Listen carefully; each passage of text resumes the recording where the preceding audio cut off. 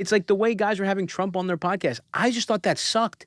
Even if you like the guy, right? Which I don't, that sucks. Yeah. You're not smart enough to have, like, a real journalist should be interviewing him. You're doing it because it's clicks, right? Because it's like, and because some comedians have deluded themselves into thinking we're important. Once you think you're important, you're not. It's pull the handbrake. You're not funny anymore. Yeah. And Stavros Halkias just went on the Good One podcast, and he didn't hold back. He called out the comedians who allowed politics to infiltrate comedy, broke down the sad state of stand-up, and addressed the viral moment with Jordan Jensen, the one where he corrected her for using a slur and somehow became a villain in the eyes of people like Andrew Schultz. Comedians having other comedians on their podcast and then forgetting how to riff. Honestly, Schultz's outrage feels more personal than moral. He's still salty about getting called out by Stavros for buying Trump's snake oil. Stavros also talks about how the pursuit of clicks and followers has taken over comedy. Guys like Theo, Schultz, and Rogan traded punchlines for engagement, and the audience got duped along the way. He's not angry, like most of us, just disappointed that so many comedians handed over their platforms to grifters, all while thinking they were defending free speech. Midway through the podcast, the interviewer brings up Joe Rogan, because it wasn't long ago people thought Stavros might actually be the Joe Rogan for the left. Speaking of Austin, this is the part of the interview where we talk about that. Sure. It's about a year since the idea of the Joe Rogan of the left was discussed about. Yeah. But I promise we're going to talk about it so Sure, good sure. you'll never have to talk about it again, or you'll have to talk about it nonstop. Yeah. But what does it mean to you, or just mean that your name is a name that is thrown around? What it means to me is that, man, we're fucked. If they're coming to me, if they're even sniffing around over here, it's like, really, we need some more culture, the culture, we need some more cultural figures on the left. Or what it really means is, like, journalism is broken down in a way in this country that's pathetic, you know what I mean? Because everything is for profit. And I also think part of it is because comedians have boosted some right voices, it's sort of like unimaginative thinking to be like, well, we need our own comedians to do it. I did go to school for, like, public policy, but when I was 20, I decided I'm going to stop learning and I'm going to learn how to talk about my little dick for a living. And you want a guy who did that, who left academia and spent 10 years fucked up, got on podcasts, and my skill set is, like, making fun of people and, like, making vulgar jokes and being quick at riffing. There are guys who stayed at academia. There are guys who kept reading. It really is sad when you think about it. The comedy world used to be an escape, but now it's become the place where people look for news. Journalism fell off so hard that stand-up comics and podcasters became the new truth tellers, until even they got hijacked by the same forces they used to mock. He's not angry, like most of us. We're just disappointed that so many comedians were naive enough to hand their platforms over to people who are so obviously grifters. For Stavi, the real problem isn't just the political grifters, it's the money. Some of these podcasters saw the clicks, the dollar signs, and forgot what their job was supposed to be. They weren't thinking about the impact, just engagement. He doesn't name all of them, but it's pretty clear who he's talking about. Guys like Theo Vaughn, Andrew Schultz, and Joe Rogan. One thing that I don't appreciate, like I said about, I do think people are kind of self-aware too much, and they think about their careers too much. And cynically, I think it would be really good for my career if I brushed up on a little fucking policy, right? Like if I got a couple statistics together and I, like, went on some news shows and I, like, debated people. Because, by the way, I wouldn't be nervous on fucking CNN. I don't give a fuck about CNN, right? I am more entertaining and funnier than these people. And if and they're not that fucking smart, right? Like, if I studied for a month, I could do this thing, and I think it would be really good for my career. But I despise that. I think, like, careerist climbing bullshit, like, it is like a capitalist thinking where it's like, you got to get as rich as possible. You got to get as famous as possible. You have to do the thing that would get people, that'll get you more followers, that'll get you write-ups. You have to do those things. And I don't like either, even though it's like the beliefs I actually have. It's like the way guys were having Trump on their podcast. I just thought that sucked. Even if you like the guy, right? Which I don't. That sucks. Yeah. You're not fucking smart enough to have, like, a real journalist should be interviewing him. You're doing it because it's clicks, right? Because it's like, and because some comedians have deluded themselves into thinking we're important. Once you think you're important, you're not. It's pull the handbrake. You're not fucking funny anymore. Yeah. And so I just don't want to do anything because it's the right career move, or it'll get me more famous, or it'll get me anything like that. I just want to do stuff to be funny. One of my favorite things Stavy says is when he calls out the comedians who platform Trump, telling them you're not smart enough to understand what's going on. And that pretty much nails it, because at the end of the day, they're not doing it out of curiosity or principle. They're doing it for clicks. And honestly, I wouldn't be surprised if Rogan had Trump on just because Theo did it first. Once Theo opened the floodgates, it was only a matter of time before Flagrant followed, covering pretty much the entire male comedy audience the grifting politicians were after. Then Stavy brings up this idea that he should brush up on his policy and start doing news appearances. And that sounds like Dave Smith. He's one of the few comics who's more known for his debates than his actual stand-up. And Stavy's right. The game isn't about jokes anymore. It's about clicks, followers, and outrage. And that's paying better than the punchlines ever did. However, it is weird that Stavy criticizes Rogan for Trump, but then he supports Mamdani in New York. On the Caleb Heron episode, you talked about how you were shocked and just sort of disappointed that Rogan endorsed Trump, let alone have him on a podcast. I am actually kind of shocked that he endorsed Trump. Actually was shocking to me too. Like, I know him. I didn't think that was something he would do. Yeah. And I think maybe that's more the thing of like, get people in, no shit. It would be great to have an insanely popular pop culture figure that has your politics. Duh, that would be good to have. But I gotta say, I lost some respect for Tim Dillon having JD Vance on. JD Vance stinks. Can you walk me through those feelings? And also, you endorsed Mamdani in the New York City election. Can you talk about how they're similar or different, just sort of how you felt about all of these things? Sure. Well, I guess to me, what surprised me about a lot of, about Joe, whoever endorsed Joe in particular, because I do think we align on a lot. Like, that's the thing about it. I don't think he's like this far right guy. I mean, he was a Bernie guy. I think and I think it's not even that I was like disappointed in him. It was just like shocking because he is kind of an avatar for a regular dude. And to me, it was more like, whoa, what the fuck? How did this happen? How did the sort of like Democrats allow this kind of thing? Because listen, I would have understood, and this was my perspective on the election. I get being like, I fucking hate both these candidates, right?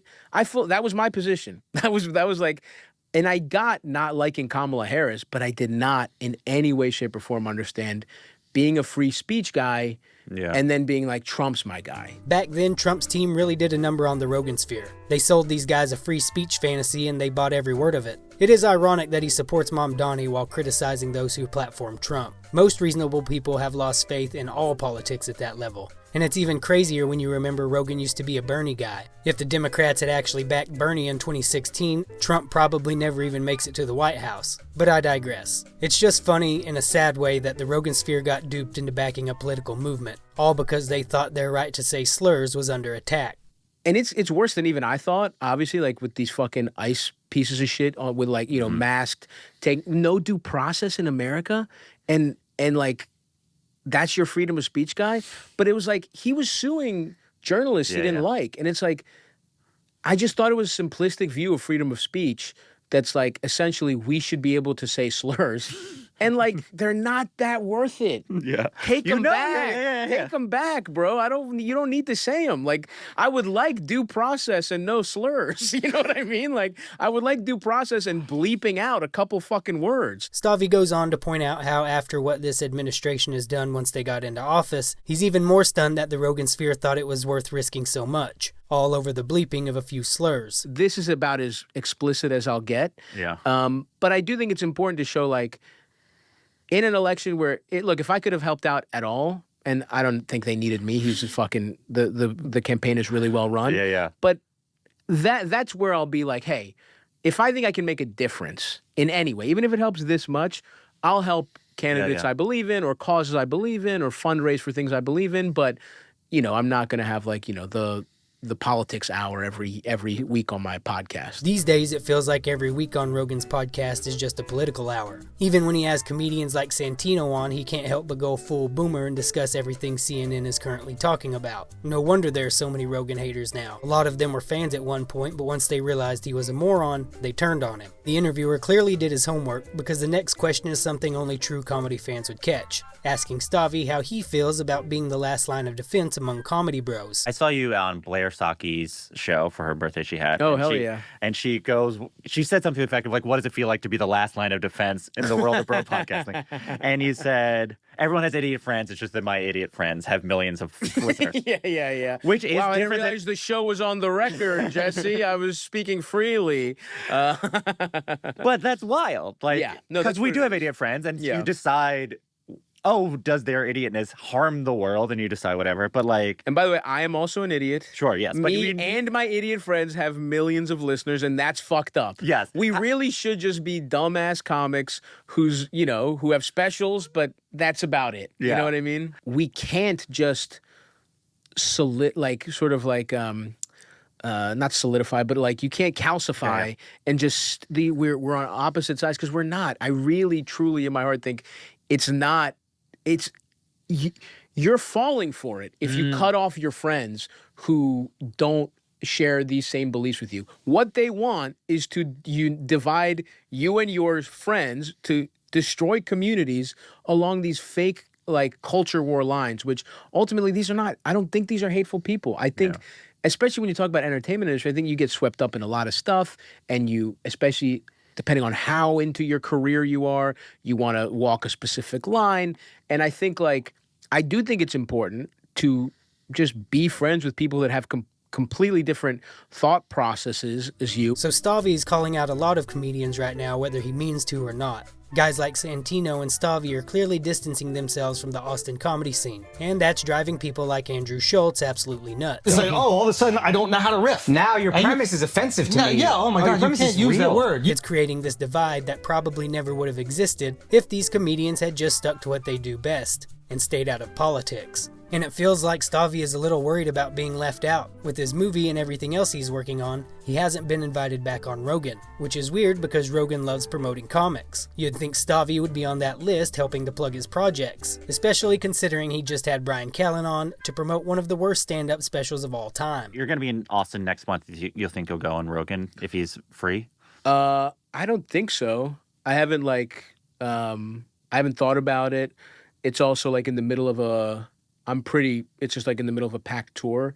And so, but it's not one way or the other. It's not on a principal reason. You're just no, it's not. And in fact, I would, I don't even have to go on Rogan. I would talk to him about, that's the thing. It's I'm not saying anything that I'm scared to say to anyone. And and I don't think no one's been what the fuck, dude. And I hope they would still talk to me. I don't think anyone, because again, these are my friends, and the whole point of comedy is you should be allowed to be opinionated and hash things out. But yeah, it's not like I wouldn't go on the show. I just think that's also a big show, and it's you kind of have to prepare for it a little bit. You have to get in the zone for it. And I'm just really, between Begonia, the tour, I haven't really had any time off. It's kind of I didn't plan on it. Yeah. I'm also kind of done doing promo and shit like that. This is fun. I like having this conversation, but it's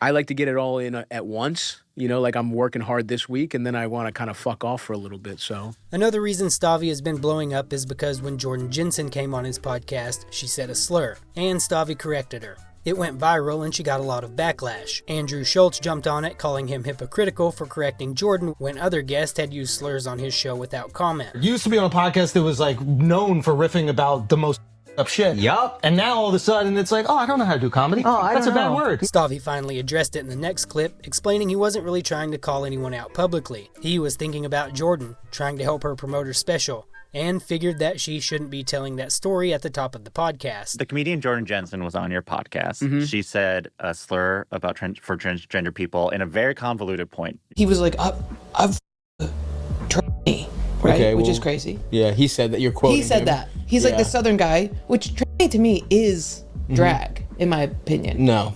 Transvestite. It's a slur for but it's not transgender. Person. Yes, it is. If you transition fully, you're not really a tranny anymore. Okay, you know stop saying it. Sorry. So then, how for you? How's it different than there are times where people have said the F slur on your show and you haven't been don't say that, blah blah. Mm-hmm. How is it different for you, or how is the situation specific for you? Yeah, I want to talk about that because I feel bad for Jordan. Yes. Because Jordan's a hilarious comedian. She's a good person. She's just, again, one of my friends, and we're all dumb. right? And we all say just kind of dumb shit sometimes. You get kind of like a pass on a slur, but you can't keep hitting the slur button. You know what I mean? My real thought process was like, dude, we just started the fucking episode. Yeah, it's right at the top. Like, can we talk about, even if she had brought it up like a half hour in, it's like, but I'm literally thinking, dog, you're promoting your special. Let's start with some fun. Let's start with some fun, observations about your niece or whatever. You know what I mean? And like, but I feel for Jordan because it was taken out of context, and I would never fucking do that to one of my friends. And I do think you should be able to. When I said Austin Transbrain, I wasn't saying we shouldn't be allowed to joke about this. It's just so hack, and no one has an interesting take. Yeah. The problem is, I don't think any of that right now rises to that occasion. I think it's become shorthand to show I'm one of the fucking cool guys. And like, I just don't think that's interesting. I think it's like, don't do it. It's the same way it used to be. The conversation was like, should you be allowed to say the N-word as a white comic? That's all I got.